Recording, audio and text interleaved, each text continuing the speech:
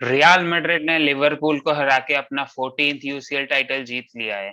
और इसी के साथ साथ लिवरपूल का क्वाड्रुपल का सपना तो पहले ही टूट चुका था प्रीमियर लीग जीतने के बाद। और अब अगर वो ट्रेबल का सपना देख रहे थे यूसीएल जीतकर, तो वो भी अब पूरा नहीं हो सकता।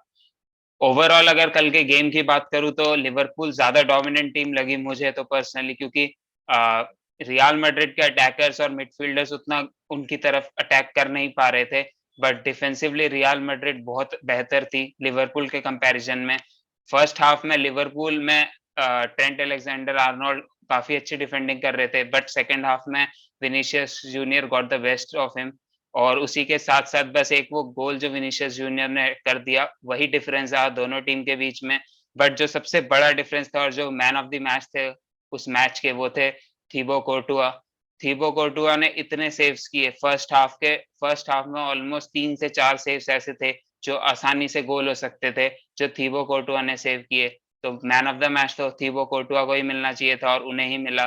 तो दोनों टीम में जो मेन डिफरेंस था मेरे हिसाब से तो थिबो कोर्टुआ ही था। अगर थिबो कोर्टुआ नहीं होते या कोई उनकी परफॉर्मेंस कल उतनी अच्छी नहीं होती, तो शायद लिवरपूल वो टाइटल जीत जाती। But at the end real Madrid जीती, उन्होंने अपनी फुटबॉल हेरिटेज दिखाई।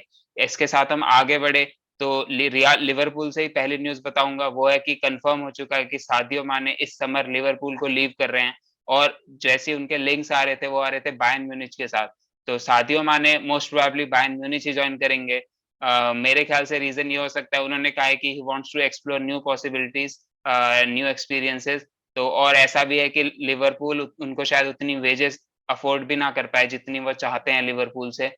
तो अगर सादियो माने बायर्न म्यूनिच जाते हैं, तो एक आर्सेनल के लिए अच्छी बात हो सकती है। और वो ये बात है कि सर्ज ग्नैब्री फिर लीव करेंगे बायर्न म्यूनिच मोस्ट प्रोबेबली, क्योंकि बायर्न म्यूनिच ऑलरेडी उन्हें सेल करने के लिए सोच रही है, क्योंकि कॉन्ट्रैक्ट रिन्यूअल उनके साथ फेल हो चुका है। और वो उन्हें फ्री में नहीं जाने देना चाहते अगले साल। तो बायर्न म्यूनिच चाह रही है कि वो सर्ज ग्नैब्री को 35 टू 40 मिलियन में इस बार बेच दे, ताकि एटलीस्ट उन वो कुछ पैसा कमा ले उन पे से। और जो एक और अच्छी न्यूज़ आई आर्सेनल के लिए, वो कल ये थी कि रियल मैड्रिड ने अपना इंटरेस्ट हटा लिया है सर्ज ग्नैब्री से। तो एज़ ऑफ नाउ कोई ऐसा क्लब नहीं है जो अभी आर्सेनल से ज़्यादा इंटरेस्टेड हो सर्ज ग्नैब्री में। एज़ सच आर्सेनल से भी कोई लिंक्स नहीं आए हैं अभी तक, कोई सॉलिड लिंक्स नहीं आए हैं सर्ज ग्नैब्री के। बट अगर जिस तरीके से सिचुएशंस बनती हुई दिख रही है, एक रियल पॉसिबिलिटीज़ हो सकती है अगर सर्ज ग्नैब्री के साथ मेनली उनका वेज का डिस्कशन हो जाए और उनको क्या-क्या आर्सेनल अफ़ोर्ड कर सकता है, बिकॉज़ यूसीएल जो वो जिसमें वो खेलते आ रहे हैं काफ़ी सालों से कंसिस्टेंटली विद बायर्न, वो आर्सेनल करंटली अफ़ोर्ड नहीं उन्हें ऑफ़र नहीं कर सकता है। तो ये देखने वाली बात रहेगी कि क्या सर्ज ग्नैब्री वापस आर्सेनल आते हैं? मैं तो बहुत खुश होऊँगा, मैंने पहले भी काफ़ी बार बोल चुका हूँ मैं ये, कि अगर सर्ज ग्नैब्री जैसा प्लेयर आर्सेनल आता है। उसके साथ-साथ एक और न्यूज़ आ रही है कि लूकास पक्वेटा, ओलंपिक लियोन के जो प्लेयर हैं सेंट्रल मिडफील्डर, उसमें आर्सेनल फिर से इंटरेस्टेड है। तो शायद जनवरी विंडो में भी आर्सेनल लियोन के कुछ मिडफील्डर्स में इंटरेस्टेड थी, जैसे ब्रूनो गमारेज़, लूकास पक्वेटा और हुसम अऔर में तो आर्सेनल इंटरेस्टेड है ही 3 साल से ऑलरेडी। बट न्यूकासल भी उनमें इंटरेस्टेड है। और न्यूकासल ऐसी टीम है जो अभी किसी को भी आउटबिड कर सकती है किसी भी प्लेयर के मामले में। तो ये देखने वाली बात रहेगी क्या लूकास पक्वेटा में आर्सेनल के आर्सेनल का जो इंटरेस्ट है वो इतना स्ट्रॉन्ग है कि वो कुछ उसमें और इनिशिएटिव ले, बिकॉज़ आर्सेनल काफ़ी सारे मिडफील्डर से ऑलरेडी लिंक हो चुकी है। यूरी टिलेसमैन हो गए, लूकास पक्वेटा हो गए, हुसम अऔर हो गए, और भी काफ़ी सारे मिडफील्डर्स हैं जिनसे आर्सेनल लिंक्ड है। और मिडफील्ड ऐसी पोज़ीशन है जहाँ ऑलरेडी आर्सेनल के पास 4 मिडफील्डर हैं। तो मेरे ख्याल से 1 मिडफील्डर आ सकते हैं ज़्यादा से ज़्यादा, या शायद 2 आ जाएँ, अगर हम किसी मिडफील्डर को सेल कर रहे हैं। तो ऐसी बात है कि वो 35 मिलियन यूरोज़ पे करंटली वैल्यूड हैं। 24 साल के ही हैं वो, अभी तो काफ़ी यंग है। ब्राज़ील के लिए ब्राज़ील की नेशनल टीम में वो रेगुलरली खेलते हैं। तो कहा जा रहा है कि लियोन अराउंड 50 मिलियन के आस-पास आस्किंग प्राइस रख रही है। तो इस साल उनका काफ़ी अच्छा गया है। लूकास पक्वेटा का उन्होंने 9 गोल और 5 असिस्ट किए हैं उसमें अपनी लीग में किए हैं, जो लीग A है। तो हो सकता है न्यूकासल उनको खरीद ले, क्योंकि ब्रूनो गिमारेस के साथ वो ऑलरेडी पार्टनर थे ओलंपिक लियोन में। तो हो सकता है उन दोनों की पार्टनरशिप न्यूकासल पूरी करना चाहती है। न्यू जिसमें आर्सेनल इंटरेस्टेड है, अगर हम उनपे चले तो वो है फेबियन रुइज़। इनकी न्यूज़ पहले भी आ चुकी है काफ़ी बार। जनवरी के टाइम भी इनकी न्यूज़ आ रही थी कि आर्सेनल इनमें इंटरेस्टेड है। नपोली के सेंट्रल मिडफील्डर हैं, स्पेनिश मिडफील्डर हैं, 26 साल के हैं, काफ़ी ऑलमोस्ट अपने प्राइम में बोल सकते हैं।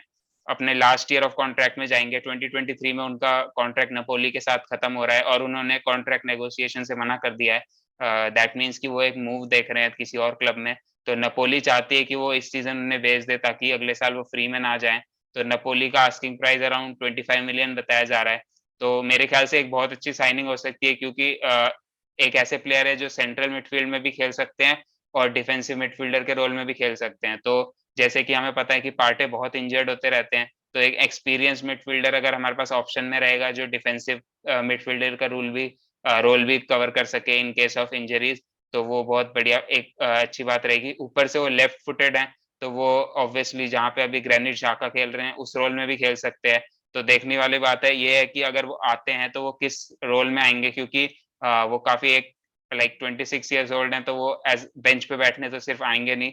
तो उन्हें अगर आर्सेनल लाती है तो उन्हें क्या ऑफर किया जा रहा है, रेगुलर गेम टाइम कहाँ पे प्रीमियर लीग में ऑफर किया जा रहा है या सिर्फ एज़ अ रोटेशन ऑप्शन लाया जा रहा है, ये दोनों देखने वाली बात होगी। उसके बाद जो एक प्लेयर आर्सेनल के थे जो लोन पे गए थे, इस बार हेक्टर बेलरेन राइट बैक हैं। उनका लोन काफ़ी अच्छा गया था, उन्होंने कोपा डेल रे जीता, बट एक कहा जाए एक तरीके से तो उनका आर्सेनल के साथ अब करियर खत्म हो चुका है। 1 साल का कॉन्ट्रैक्ट बचा है। ना वो आर्सेनल के प्लान्स में है और ना वो आर्सेनल के लिए खेलना भी चाहते हैं अब। उन्होंने ये बात ओपनली कही है कि वो अगले समर में, मतलब जो करंट समर आ रहा है, उसमें वो रियल बेटिस में परमानेंटली जाना चाहते हैं। तो आर्सेनल भी चाहती है कि एटलीस्ट कुछ पैसा बना ले उन पे से। बट जो मेन इश्यू ये आ रहा है कि रियल बेटिस के पास पैसा है नहीं अभी आर्सेनल को देने के लिए, और आर्सेनल का जो आस्किंग प्राइस है 10 मिलियन, रियल बेटिस चाहती है कि वो और कम किया जाए।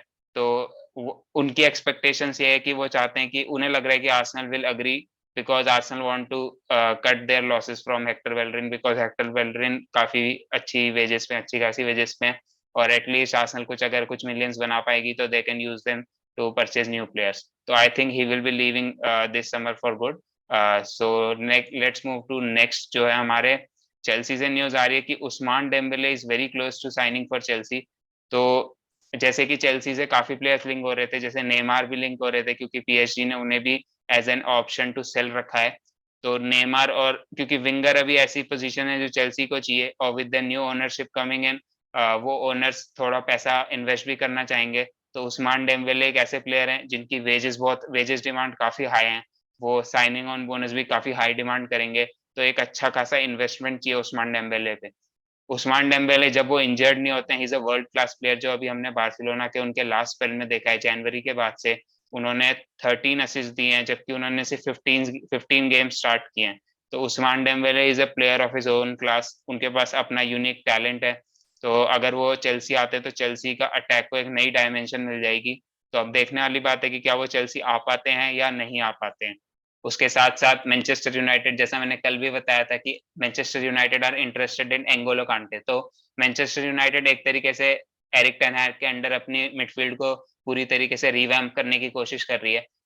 इस साल उनकी मिडफील्ड काफ़ी वीक थी with Scott McTominay, Fred and Juan Mata, Nemanja Matic all playing different parts and different roles in the season.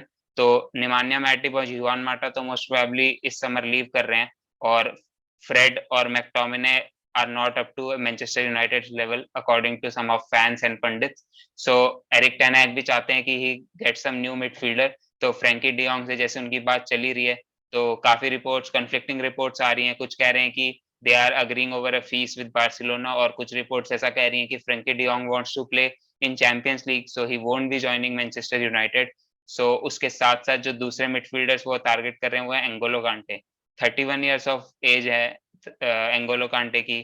I don't think that would be a great signing for Manchester United, क्योंकि हम जैसे कुछ season से देख रहे हैं, specifically last season देखें तो N'Golo Kante has been injured for majority of the season, और जिन मैचेस में वो खेले भी हैं, उनकी परफॉर्मेंस ऐसी कुछ खास नहीं रही है। तो अगर आप एक डीएम लाना चाहते हैं और जिसे आप अपने प्रोजेक्ट का पार्ट बनाना चाहते हैं, तो आप ऐसा डीएम नहीं लाना चाहेंगे जो बहुत इंजरी प्रोन हो और पास्ट हिज़ प्राइम हो, क्योंकि मेरे ख्याल से तो अपनी डिक्लाइनिंग एज में है, और उनकी परफॉर्मेंस से हमें वो दिख रहा है कुछ सीज़न से। तो अब वो देखने वाली बात है क्या ये रिपोर्ट सच्ची है, क्योंकि मतलब काफ़ी बार रिपोर्ट हो चुका है, काफ़ी ट्रस्टेड सोर्सेज़ से रिपोर्ट हो चुका है। तो अब ये देखना रहेगा कि चेल्सी और मैनचेस्टर यूनाइटेड के आपस में फीस नेगोशिएट हो पाती है या नहीं हो पाती, क्योंकि वेजेस भी काफ़ी हाई रहेंगी एंगोलो कांटे जैसे प्लेयर की।